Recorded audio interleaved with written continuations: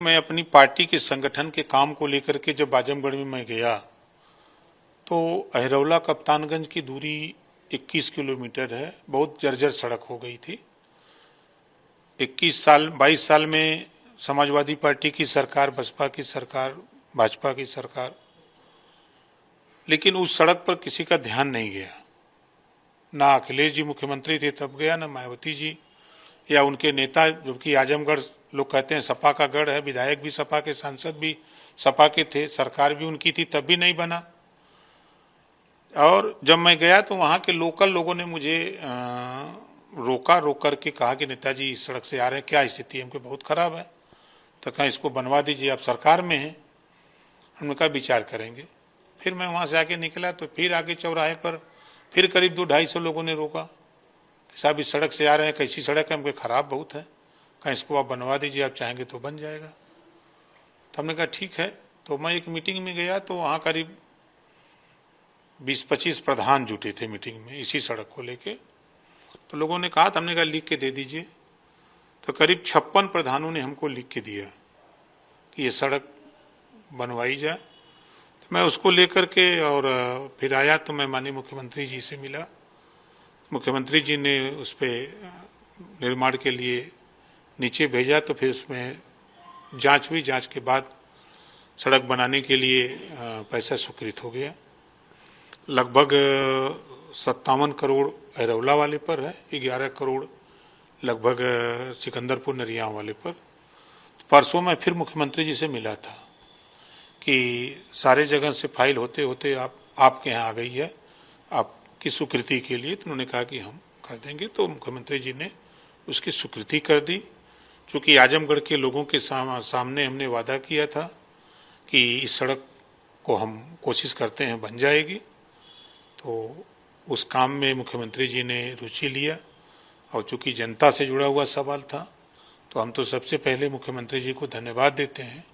उन्होंने बात को नोटिस में लिया और पैसा सैंक्शन किया।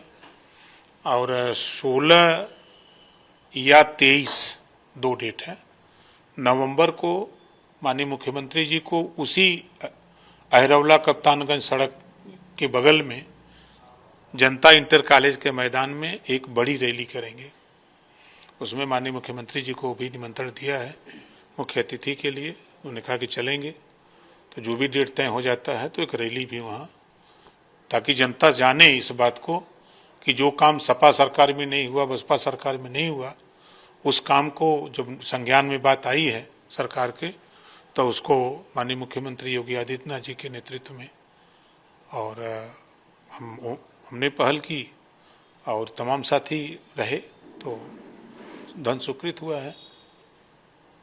ये बातचीत तो हो रही है। आज हम लोगों की पहली प्राथमिकता है कि हम लोगों को जो भी 4 सीट, 5 सीट, 6 सीट देना हो, जो भी सीट देना हो, तो नेतृत्व को चाहिए कि बुला करके बात करके सीट दे दें। अगर नहीं देना है तो वो भी कह दें कि भाई आप चुनाव लड़ो, हम सीट देने में असमर्थ हैं। कल मैंने अरविंद जी को भेजा था बिहार, पटना, तो वहाँ पार्टी की एक बैठक हुई। बैठक में लोगों ने 2 बातें कही कि साहब देख लीजिए, अगर समझौते हो जाते हैं, हम लोगों को जितनी भी सीटें मिलेंगी हम लोग संतोष करके लड़ेंगे, साथ रहेंगे, और नहीं तो फिर हम लोग, ये सूची है 52 प्रत्याशियों की सूची उन लोगों ने दिया है कि ये 52 प्रत्याशी हैं, हम लोग सोमवार से पर्चा भरने का काम शुरू करेंगे। तो हमने कहा ठीक है।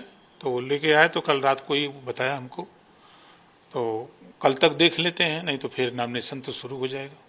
क्या इसके लेके भाई से भी मैंने कहा था बात करने के लिए, उन्होंने भी बात किया और कराया भी बात। उसके बाद इस बात को माननीय ब्रजेश पाठक जी से भी बात हुई, माननीय दिनेश शर्मा जी से भी बात हुई। इस मामले को लेकर के बातचीत धर्मेंद्र प्रधान जी से भी हुई है। बातचीत हम लोगों की नागेंद्र सिंह जी हैं, उनसे भी हुई है। बातचीत हो रही है कि रिजल्ट नहीं आ रहा है। इससे अब चूंकि नॉमिनेशन प्रक्रिया शुरू हो गई है तो जल्दी फॉर्मेलिटी पूरा करना होता है, तो उसमें लोग लगे हैं। तो निश्चित है कि पहली प्राथमिकता है कि कल तक अगर हम लोग को सीटें दे दें तो ठीक है, नहीं तो फिर पार्टी चुनाव लड़ेगी। चूंकि लोग 10-10 रुपया चंदा जुटा करके बड़ी बड़ी रैली किए, 42 रैली किए हैं। तो वो लोगों की इच्छा है कि नहीं, आज भी नोटिस में हमारी कम्युनिटी और राजवार, राजवंशी, राजभर, राजधो, प्रजापति नोटिस में नहीं है इन लोगों के। तो कम से कम लड़ेंगे तो वोट इकट्ठा होगा तब ना नोटिस में आएंगे। सर मुलाकात की है, इस मुलाकात को आप कैसे देखते हैं? समाजवादी पार्टी के लिए खतरे की घंटी है। समाजवादी पार्टी के खिलाफ एक षड्यंत्र रचा जा रहा है, योजना बनाई जा रही है कि समाजवादी पार्टी ने मुसलमानों को धोखा दिया है तो मुसलमानों का हक मिले, हिस्सेदारी मिले, इसके लिए आजम खां जी प्रयासरत हैं।